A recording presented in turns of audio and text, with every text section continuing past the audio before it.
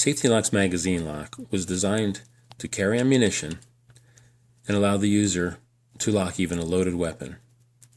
Levers on the side of the lock block the movement of the trigger bar and lock the magazine into the gun when locked. Installation is as simple as replacing your current magazine. There's no modification required of the firearm.